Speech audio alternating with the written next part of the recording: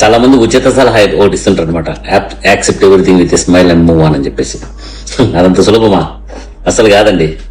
ఎందుకంటే ఏ విషయంలో అయినా, ఏ సిచ్యుయేషన్ అయినా నేను అనేది మనలో ఒకటి ఉంటుంది ఖచ్చితంగా.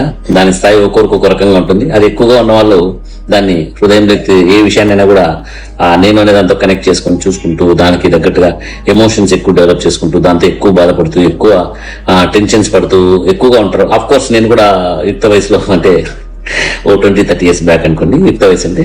సో ఆ వయసులో మనం కూడా అలాగే షార్ట్ టెంపర్ తో బాగా మంచి బలమైన బీపీతో అడ్డంగా నరికేస్తా అని చెప్పి అట్లా ఉండేదన్నమాట. సో బాగా గొడవలు చేసేవాడిని మొన్న నేను కూడా.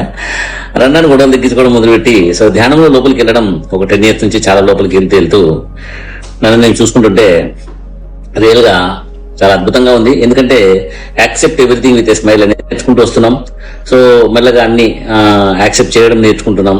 ప్రతిదాన్ని ఒక సామరస్యమైన వేలో డీల్ చేయడం నేర్చుకుంటున్నాం. అలా మెల్లమెల్లగా డెవలప్ అవుతున్నాం.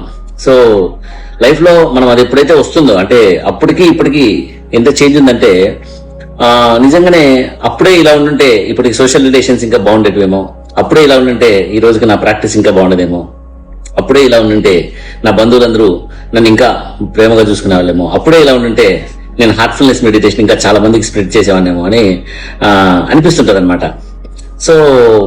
సో హార్ట్ఫుల్నెస్ మెడిటేషన్ చేసే కొద్దీ నా హృదయంలో ఉన్న నెగిటివిటీస్, కల్మషాలన్నీ కూడా తొలగిపోతూ మెల్లమెల్లగా ప్రతిదీ యాక్సెప్ట్ చేసే స్థితిలోను, ప్రతిదీ ఆనందంగా రిసీవ్ చేసుకునే స్థితిలోకి మెల్లగా మారుతూ వస్తున్నాం.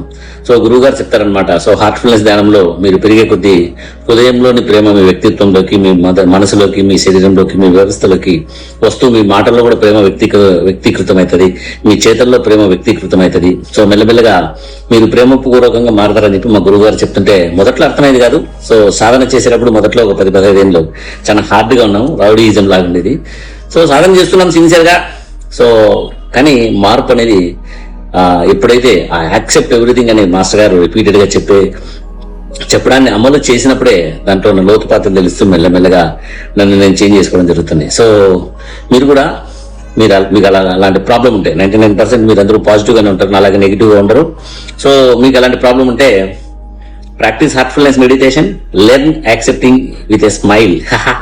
ఆల్రెడీ నేను జోక్ లేసి మీకు ఈ విషయం నేర్పిస్తున్నా కాబట్టి మీరు ఆ విషయాన్ని చాలా ఈజీగా అర్థం చేసుకుంటారు అనుకుంటున్నా. So try Heartfulness meditation and accept everything with a smile.